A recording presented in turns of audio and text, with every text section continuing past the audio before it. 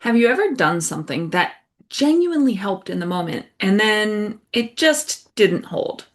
You get a massage, your body finally softens, but an hour later, your shoulders are right back up to your ears. You leave the chiropractor feeling taller and clearer and more open, but the next day, the exact same pattern is back. You do a deep breathwork session and feel a huge emotional release. And by a few days later, your chest is tight, your jaw's locked up, you're just as anxious as before. You try the new supplement, the new protocol, the new somatic exercise, and it works briefly. It works for a day or a week, and then snap. You're right back where you started, and it's so freaking frustrating. If you're listening to this right now, I know how exasperating that is, really. I know what it feels like to have your entire life revolve around managing your symptoms, going from appointment to appointment, trying to find the magic tool that is finally going to hold. It can literally feel like a full-time job. And at some point, when the change doesn't stick, we start making it mean something. We think maybe this method doesn't work. Maybe my practitioner isn't skilled enough. Maybe I did the exercise wrong. Or worse, maybe my body is just stubborn. Maybe I'm too broken to heal. I want to offer you a completely different lens today. I'm Dr. Satya Sardonicus. I'm the founder of Neurofascial Flow Method, and this channel is about the body-based missing link in healing, resilience, and ultimately human potential. Today we are talking about why you feel better and then snap right back. And more importantly, what your body is actually trying to tell you when it refuses to hold a change, even something that seemed great. Because the truth is, if a technique is not holding, it's usually not a failure of the technique itself, and it's certainly not a failure of your body. It's a failure, often, of sequencing. So we have to start by completely reframing how we view the human body. We live in a culture that teaches us that healing is about fixing. We're taught to look at the body like a broken machine that needs to be micromanaged from the outside. If a muscle is tight, we should massage it until it's loose. If a joint is stuck, we should pop it. If a fascia line is all sticky, we should scrape it or foam roll it or dig our elbows into it until it releases.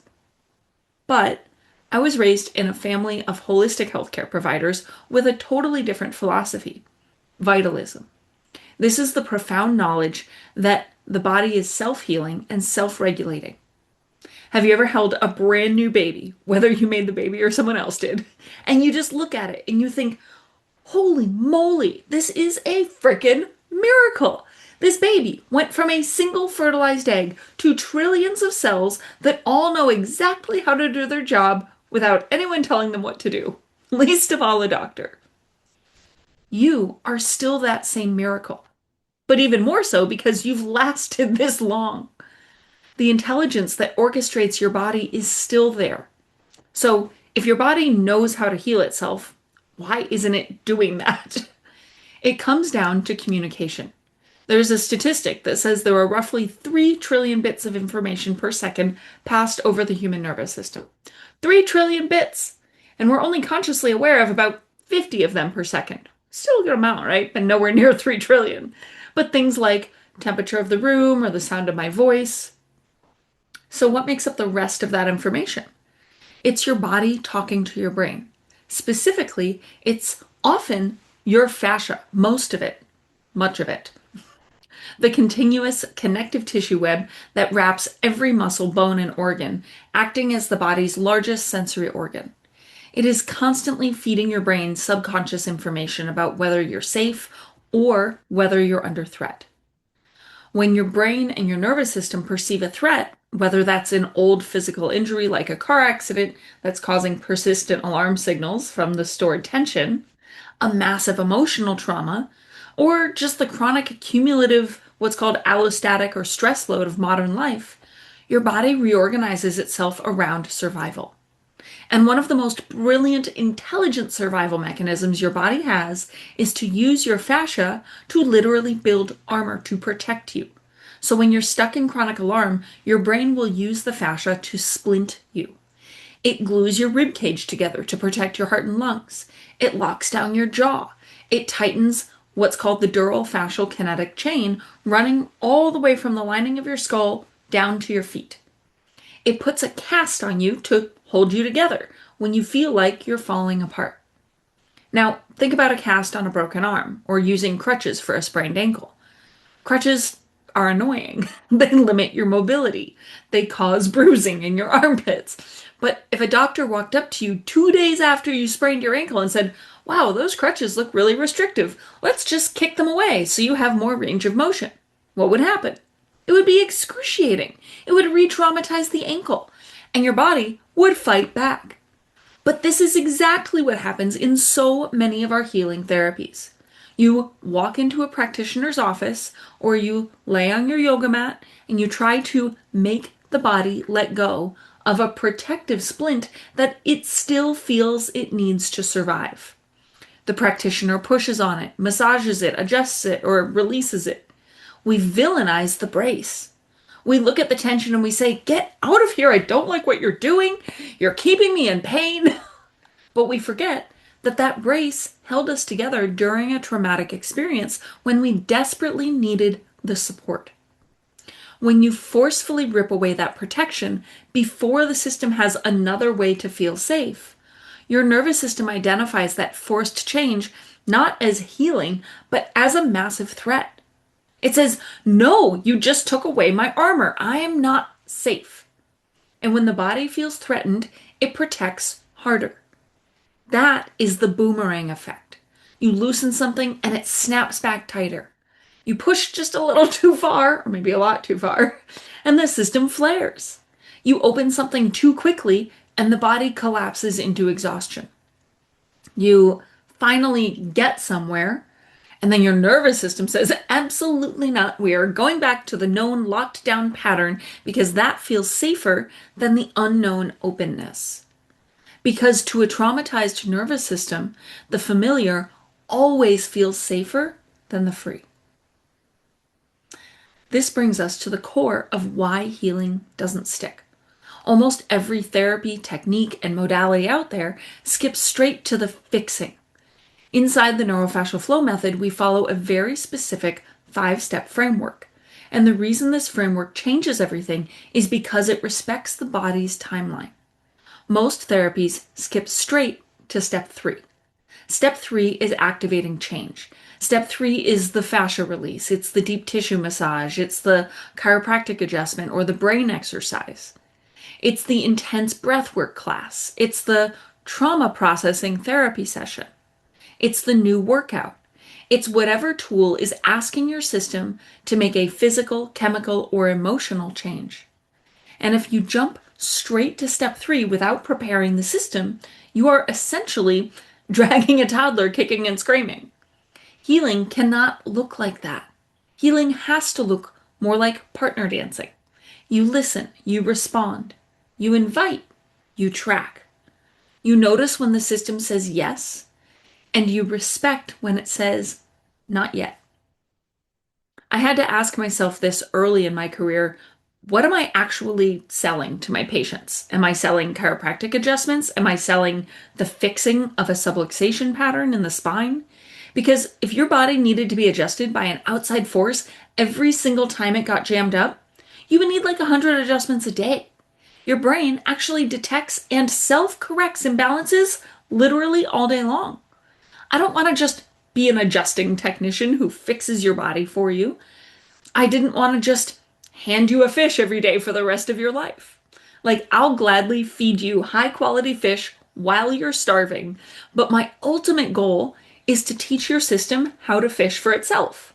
My goal is to shift your nervous system out of chronic alarm so your body can go back to recalibrating and healing itself. To do that, we cannot jump straight to step 3. We have to start at the beginning. So the 5 steps to lasting change. Step 1 is establishing safety. And let me be very clear. This does not mean your whole life is perfectly safe. It does not mean you have to resolve every trauma you've ever had before you can heal. And it doesn't mean you have to meditate until you're perfectly calm. It means we need to create somatic safety. We need to create enough of a window of access in the tissues themselves so that the body can receive something new without interpreting it as a threat. And when we create somatic safety, it also creates a window of access to create psychological and emotional change. We do this by speaking the body's built-in language for safety, proprioception. Proprioception, the signals that come from deep pressure and movement, races up faster nerve pathways to the brain than pain and alarm, and literally turns down the fire alarm. We use broad, deep squeeze hugs. We use gentle movement. We feed the starving brain safety signals. Step 2 is facilitating a softening. This means we do not force the body open. We invite it. Once the system feels a little bit of safety, we ask, hey, do you maybe want to let go of this tension on your own? We use breath, we use visualization, we use very light touch to cue the nervous system. We wait for the system to willingly lower its defenses, thanking the protector for its service instead of fighting it. Step 3 is activating change, but with a massive asterisk. Once the system has softened, then we introduce the change. We do the adjustment, we do the fascia release, we do the therapy. But the asterisk is this: we only do as much change as the nervous system has the capacity to integrate without tipping into alarm. This requires a skill I call somatic tuning. Just like a musician can hear if a note is a little sharp or a little flat before the whole song falls apart, you can learn to feel the subtle physical signs of your nervous system tipping into alarm. Maybe your breath gets shallow. Maybe your heart rate ticks up slightly. Maybe your jaw clenches a little. Maybe your peripheral vision narrows. This is the most important boundary in healing. Pain tolerance is not a metric for healing. The metric is your nervous system's capacity. So as soon as your body signals that it's tipping into alarm, you stop trying to make change happen. Even if the muscle isn't fully loose yet, even if you only got 10% of the release you wanted, you stop, because anything beyond that point will cause the boomerang effect. And if you just check out and sort of dissociate in order to tolerate the pain of a deep tissue massage, for example, your brain is not going to update its map of self. The identity of the system doesn't change. You need to stay present in order to integrate the work. Step 4 is reestablishing safety. All change is hard, even in the right direction. Even good change can feel very disorienting to a traumatized nervous system. When you take the armor away, even a little bit, the brain feels naked. So immediately after the change, we need to reassure the system. We bring back the proprioceptive squeezes. We remind the brain, I'm still here. We survived that change. We're safe in this newly opened space. And finally, step 5 is integrate and adapt.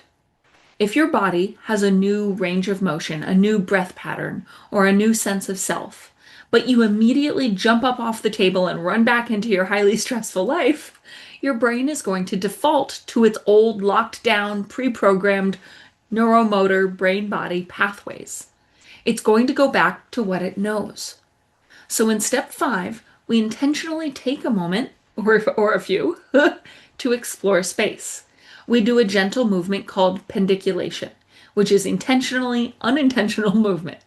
We let the brain map this new open fluid set point so it actually becomes your new normal. So let's talk about the chaos of reorganization, the chrysalis. When you sequence healing this way, it works. But I need to warn you, the process of integration is not always pretty. When a caterpillar goes inside the chrysalis, it doesn't just sprout wings. It actually turns to liquid. It turns to goo.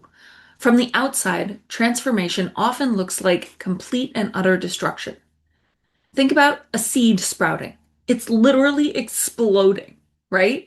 When we start releasing these old patterns of protection, the body often enters what I call the chaos of reorganization. You might have a healing session where you get from a level 1 of openness all the way up to a level 10. And then 24 hours later, you backslide to a 7. And then the next week, you open up to an 8 and you backslide to a 6. That's not a failure. That's the oscillation of healing. We are not trying to get 100% change all at once and keep it there forever. That's not natural. Everything in nature has an intrinsic frequency. So the goal is to incrementally raise your baseline, allowing the system to backslide just a little bit so it doesn't panic, and then expanding again. Sometimes, as these deep fascial layers release, you may experience the emotions that were trapped inside them. The tears will literally fall out of the stuck places. Maybe not literally, figuratively. I don't know. You don't necessarily have to go back into the story of the trauma to process it. You just need to let the energy move through. Sometimes it just needs an escape like a tea kettle. It's the messy middle of healing, and it requires a safe container, a chrysalis, if you will, to hold you while you reorganize. When you respect this sequence, exponential healing becomes possible. Years ago, I worked with a 10-year-old boy on the autism spectrum. He had severe sensory processing issues, was wetting the bed, toe walking, and was completely locked in a state of high alarm. He'd been seeing an occupational therapist for 18 months, and according to their metrics, he was doing pretty well. He was making slow, kind of grinding process, but they're like, this is how it goes. His mom brought him to my clinic. For the first 4 weeks, I did not do a single brain retraining exercise with him. All I did was step 1 and step 2. I used proprioceptive feedback and neurofascial inputs to signal safety to his body and invite a softening. I helped his nervous system come out of this chronic defense mode so that he wasn't constantly fighting for his life in his brain's perception. 4 weeks into care, the head of that OT clinic called me on the phone and she said, "What brain exercises are you doing with him?" Because in the last 4 weeks, he's made more progress than he did in the entire last year and a half. I told her the truth. I wasn't doing any occupational therapy. I was just giving his system the safety and the sequencing that it needed to actually integrate the brilliant therapies that their clinic had already been trying to do. His system finally felt safe enough to stop rejecting the input, and he stopped wetting the bed. He stopped toe walking. He went actually back to public school and started understanding fractions in math class because a brain that feels safe finally has the capacity to learn, to grow, and to hold on to the change. So, what does this mean if you're someone trying to heal? It means you can stop measuring your progress only by whether a symptom disappeared immediately. Symptoms matter. Nobody wants to be in pain, but symptoms are not always the most reliable short-term metric. Sometimes a system is healing and it feels weird. It feels disorienting. It can feel like goo. If something helps for a moment but then doesn't hold, the answer isn't necessarily push harder. The answer is not to find a more aggressive therapist or therapy. The answer is not to force yourself through the pain and white knuckle your way to health or try to force an expansion with exposure therapy. The answer is better sequencing. The answer is more safety. The answer is more respect for the protective intelligence of your own body. In the next episode, I'm going to show you one simple way to start recognizing chronic alarm in your own body using your peripheral vision and the way your brain literally changes what it can perceive when it thinks you're under threat. But for today, I want to leave you with this. You are not broken, and you are not failing at healing. Your body is brilliant, and it is simply waiting for the right sequence to let its armor down. If this resonates, subscribe so YouTube knows to show you future videos, and so this work can reach more people who are ready to stop micromanaging and trying to fix themselves and start working with the body's innate intelligence. If you want a guided first experience with this work, I've linked the Neurofascial Reorganization Cycle workshop below. I'm Dr. Satya, and this is Human Coherence. I'll see you in the next video.